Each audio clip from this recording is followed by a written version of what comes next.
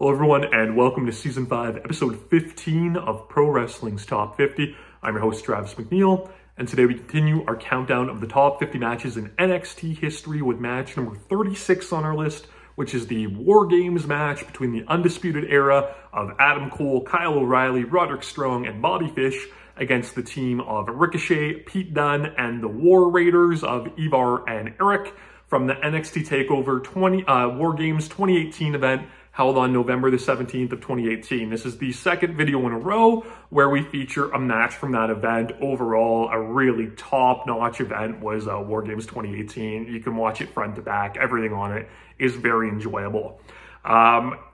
When we talk about the WarGames, the match itself is something that means so much to me. So the WarGames match from Wrestle War 1992 is my favorite match of all time.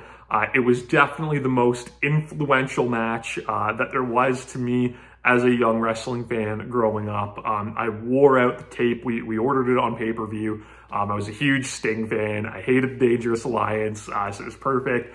And I watched that match over and over and over again. In my entire life, there's a really good possibility I've seen it more times than any other wrestling match, more than double.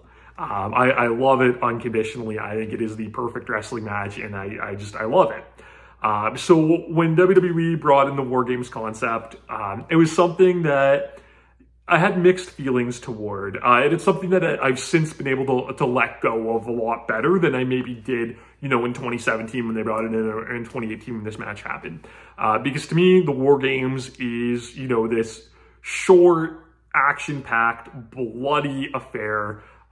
It's all about heels getting their comeuppance. I think, I've talked about this before, that I think the Royal Rumble is the easiest match to book. Because of how it's laid out. It's constantly fresh and exciting. Well, the WarGames match is really similar because essentially what you have, depending on how many wrestlers you have in the match, you have, 4 or 5 heat sequences that lead up to 4 or 5 basically hot tags, right? As the babyface comes in, and you just have to build to a satisfying conclusion where the heels get their comeuppance, right? It works every once in a while. You might have the heels win to throw that monkey wrench in, but it's the perfect blow-off match.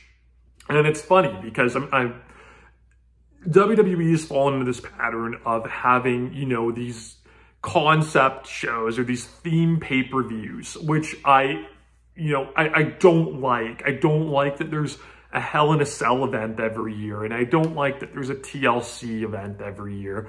I don't even necessarily like Money in the Bank being a yearly thing. I hate the Money in the Bank concept now. It's so overplayed, but regardless, I feel that wrestling should naturally build to these matches and make them mean so much more. And I've seen that same criticism online for the WarGames match, but the WarGames match is the one exception that I have to that rule, because it's something that in the NWA or in WCW was used as a yearly event. And you can have, whatever feud you have ongoing, you can always have one hot enough feud that I think it merits this match.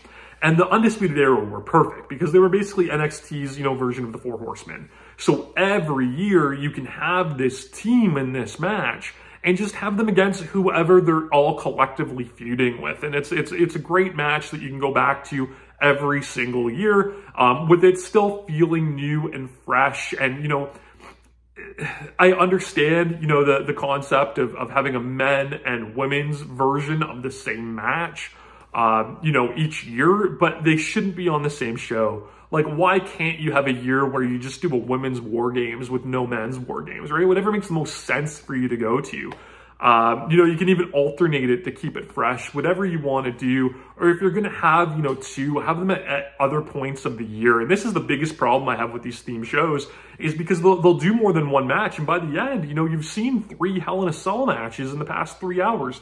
Why do you want to watch a 4th, right? You've seen 3 different takes on a ladder match. Why do you want to watch another one? And that could be, the same could be true with the WarGames. But I think, as a once a year, it's something that, you can use like the Royal Rumble. You can build excitement for it and you can make it make sense. It doesn't have to be this blood feud between 2 stables. It was never really that too often in, WCW. It was often you have a heel group or a heel unit and they're fighting whoever they're feuding with, or you have two wrestlers that are feuding with each other that, you know, assemble these squads to come and help them out. And that's what the WarGames is all about. Now, the WWE version of WarGames, it finds this interesting predicament where the WWE doesn't use blood. So the biggest visual thing that WarGames has going for it gets stripped away. Because of this, you know, WWE adds their own compensation by, you know, making it a plunder match, right? Having tables and chairs and ladders and all of these things involved. And I understand it, right? If you can't use blood, you know, how do you make it interesting, you know, for this entire duration of a match that's really, you know, has this strict formula to it, where it's not, you know, fans just kind of getting, you know, sick of the same thing over and over again. So I understand it.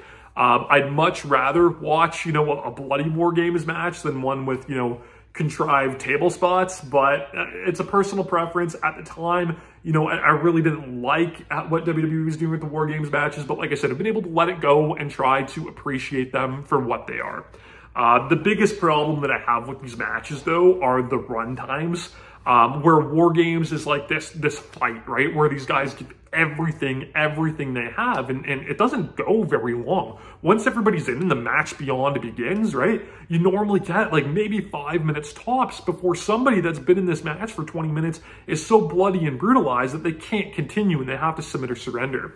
But WWE has this vision in their head where, you know, once the match beyond begins, you know, that's where we get 25, 30 minutes of all of these big spots. It's too long. It requires too much contrived setup. And by the end of the match, I'm exhausted, and not in a good way where I feel fulfilled. It generally feels like, man, this match needs to wrap up.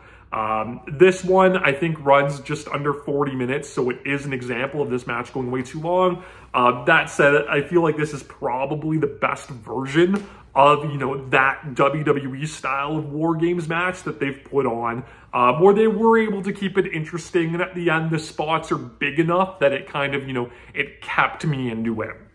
So this follows the traditional, you know, WarGames schematic of the heels winning the coin toss and getting those advantages. The match starts with Adam Cole and Ricochet. They're the primary feud here. They, you know, had traded the North American title, and they kind of assembled their squads. Cole obviously has his backup in his stable. Ricochet is Pete Dunne, who had kind of been brought into this thing as almost like a friendly rivalry with Ricochet, where Ricochet was the North American champion, Pete Dunne was the United Kingdom champion, you know, and they wanted to see who was the better champion, you know, representing, you know, their own continent. But Adam Cole, you know, interjected that, ruined the match between the two of them, inserted himself into it, making it a three-way feud.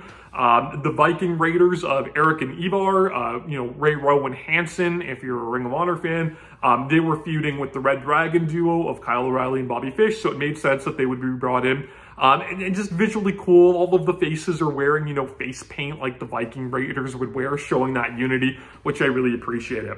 So we start off, you know, with our two guys that are in the primary feud, you know, Cole and Ricochet. And with WarGames, it's interesting because sometimes you'll see those guys start, sometimes you'll see them coming at the end. But I liked that, you know, these two wanted to tear right into each other. And Cole does a really good job here. They do kind of like a fast, speedy opening with Ricochet kind of flying around and outquicking Cole. But this is the WarGames, so Cole takes an advantage, cuts him off, where basically Ricochet flies backward into a lung blower, and he proceeds to just pound on Ricochet, grate his face into the cage, and do all of these brutal kind of WarGame spots. Ricochet, you know, manages to fight back. He gets a lot of really awesome moments in this match, utilizing the two rings. So he hits like a springboard clothesline where he springs in one ring and clears the ropes for the other ring to take out Cole. Kyle O'Reilly's next in. So, right, it fits that WarGames theme of heat sequence, you know, that handicap beatdown leading to a hot tag. So he comes in and just immediately goes to work on Ricochet, kind of like rounds and pounds him. Ricochet sort of is able to fight them off until the numbers game gets to be too much. And that leads to our first real hot tag, which is Ivar, Hanson, whatever you want to call him, coming in and running wild, hitting all of his signature offense. Something that kind of plays into the match later on is Pete Dunne was supposed to be the second guy in for his team, but as he was coming out of the shark cages that the wrestlers are held in for whatever reason because it's WWE, Hanson kind of stopped him and said, "No, I'm going in. I'm going to go save Ricochet." He hits, all of these big running corner splashes, just going back and forth, back and forth, back and forth. He hits a double Bronco Buster. Ricochet kind of comes back from the dead and hits like a running shooting star press off of his back, which was really cool. And then this leads to, that handicap aspect coming back into play as Roderick Strong is the next entrant. And here's where I have a little bit of a problem with how WWE does stuff. You have wrestlers that are heels that have, good, flashy, impactful offense. And there's nothing wrong with that. But the problem is, in a match like this, you have Roderick Strong come in and be a house of fire and have basically like the best hot tag you've ever seen in your life, where he comes in and he wrecks Ricochet with like two, kind of joined up half Nelson backbreakers, and then like a big torture rack backbreaker, and you have him, show off his incredible strength by hitting, an Olympic slam on Hanson, and he's so fired up, and it's great, and the crowd goes ballistic for it. And I'm at home like, man, Roderick Strong is the best wrestler in the world, watching him do that stuff. But at this point in the match, I'm supposed to be like, oh man, like here come the heels again with the advantage. How are the baby faces going to come back? But when you get me so hyped off of someone's offense like that, you kind of start to lose that heel face dynamic, which is such a problem with wrestling right now. So I don't know. I don't want to say, strip away Roderick Strong's awesome offense in this match. You can certainly do it later, but by having him do that hot tag, you kind of ruin the flow that you're looking for with the WarGames match. So they kind of, get the 3-on-2 advantage. In comes Eric, and, he goes to work, shows off his strength, and, brings his team back into it. And he hits like a Uranagi on Adam Cole, while Kyle O'Reilly's got him trapped in a sleeper. And he hits this like double stack, world's strongest slam powerbomb thing on two of the guys. And it's all really, really cool. He looks great. We get a 3-on-1 spot on Adam Cole where they lawn dart him into the cage, which is really good. And then we get, the little twist in the match. So Bobby Fish is supposed to come in fourth and, get his team the advantage, but he goes one up. So, like I mentioned, in WWE for WarGames, the wrestlers are held in shark cages. I don't know why they do it. Maybe to do a spot like this, whatever. But Bobby Fish basically goes over and he chains Pete Dunne into his cage. So remember, Pete Dunne was supposed to come in earlier. Hanson took his spot. If Hanson didn't, do that, there's no way Fish would have tried to pull this stunt on Hanson. So that kind of came back to bite them a little bit. But, Fish is trying to lock up the cage, and Pete Dunne's trying to break his fingers. But Pete Dunne's got a bad knee coming into this match. It's all taped up. Fish kicks out the leg, successfully chains up the shark cage, throws the chain into the crowd, never to be seen again. The key's gone. What are the baby faces going to do to come back? The thing that really annoyed me about this is there's like 3-4 referees out there by the shark cages doing nothing to stop Bobby Fish from locking up this cage, which was just stupid to me. At least have them deck the refs or like something like that, but they just stood idly by and watched it happen, kind of, throwing their hands up at the whole mess. So, we get this drama with, the Undisputed Era taking over. This starts our plunder portion of the match where Bobby Fish brings in all of these chairs that have the Undisputed Era logo spray painted on them. That's another thing that, like, I don't understand. It's been a thing over the past couple of years. WWE does it, AEW does it too, where they have, tables and chairs that are like, customized for the wrestlers. I don't get it. I don't get the point of it. It seems cheesy and hokey to me, but whatever. So the Undisputed Era, they go to work with all of these chairs. They beat everybody down. Adam Cole is, on top of the cage, taunting Dunne because he can't come in. Bobby Fish hits like a super Falcon arrow on somebody. Roderick Strong hits a superplex on somebody. The Undisputed Era are, at the top of their game, literally with Cole on the top of the cage. So finally, referees come out with bolt cutters. It took them long enough to find them. They let Pete Dunne out.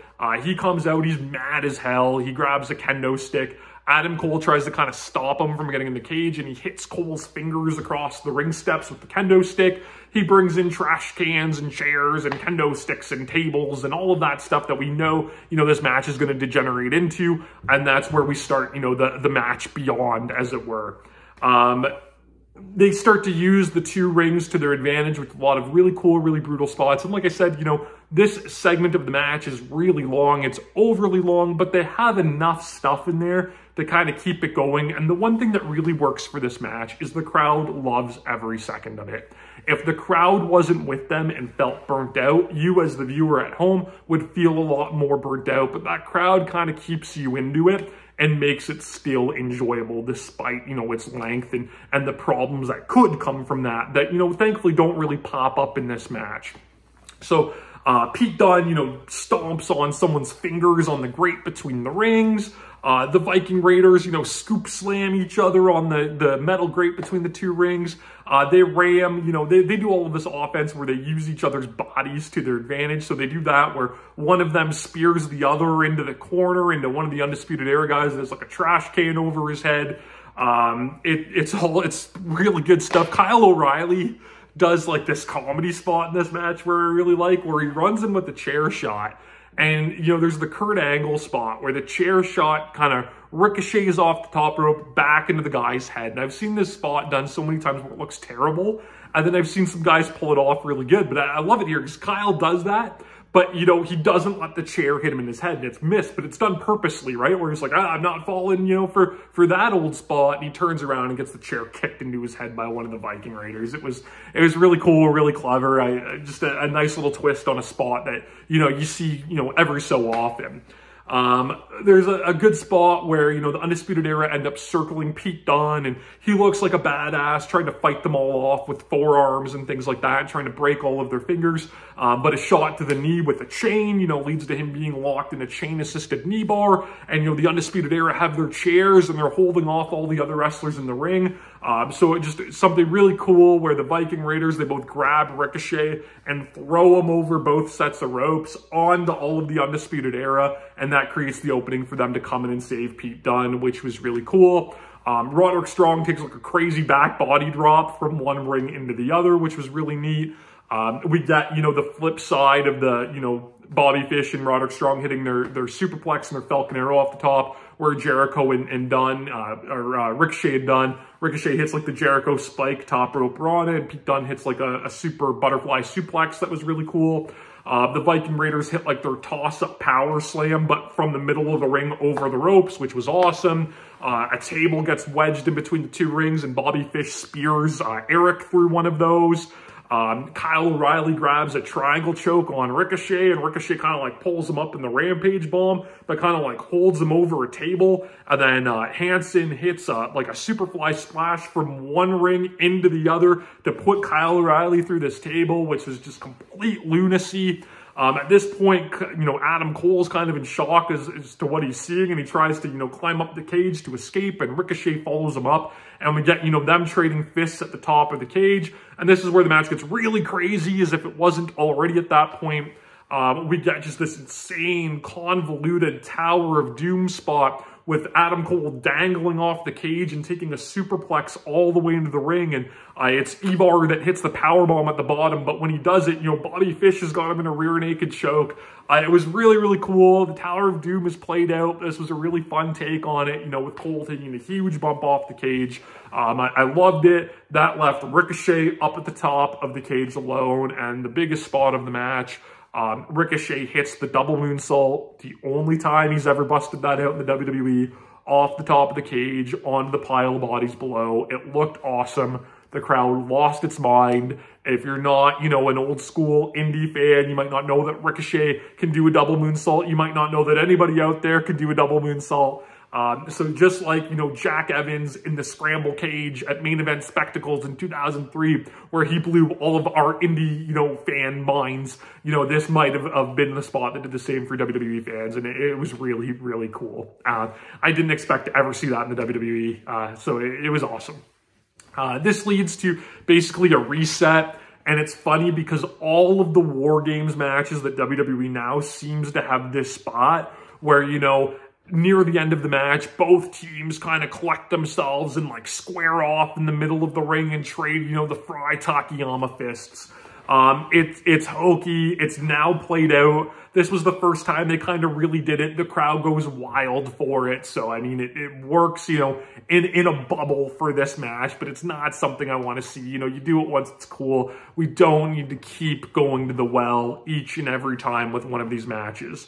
So we do the big face-off. We run into like a finishing sequence of everybody hitting their big moves and finishers until we're left with Ricochet, Adam Cole, and Pete Dunne. You know, the three guys that this feud kind of revolved around, and Adam Cole finally gets his comeuppance, but not before, you know, he gets this nice little run where he almost comes out on top. So Ricochet hits this great double spring where he's in one ring, springs off both sets of ropes, but gets nailed by a super kick from Adam Cole in the second ring. Pete Dunne goes for the bitter end. Cole turns that into a DDT and hits the last shot, the move that he used to win the first WarGames the previous year, but it only gets him a 2. He goes for another one. He misses. Dunne hits the bitter end. Ricochet follows it up with a springboard 450, and both guys pin Cole, you know, to finally get that one up on him, put the feud to bed, and you know, end the match with the faces coming out on top, as most WarGames matches should. And we get a nice little visual at the end of, you know, both of them kind of agreeing that, you know, maybe we don't have to have this friendly rivalry. Maybe both of our titles are important. Maybe we're both on the same level, as they both stand on the top of the cage, you know, raising their respective championships, which was kind of a nice little bow to put on this feud. The finish did kind of feel like it came out of nowhere, you know, after all of these big moves and things like that, for it to just kind of end with, you know, a move and a top rope move. It really didn't feel violent or elaborate enough, but, you know, that's a small nitpick from me. The match itself, it still feels very satisfying. It fits the story. There's so much craziness here. The double moonsault is one of the crazy spots ever to be done in the WWE, and despite the length of this match, it is a really, really enjoyable ride. Like I said, you know, the WWE WarGames matches, they're not, you know, what I want to hold on to from my childhood, but I do try to take them for what they are, and I do still enjoy them for what they are. You can enjoy this match if you're in the US by watching it on Peacock. If not, you know, if you're international, it is on the WWE Network. You can subscribe to my channel here on YouTube so that you never miss a video. Follow me on Instagram and Twitter at Wrestling50. And please join me again tomorrow as we continue to count down Pro Wrestling's Top 50.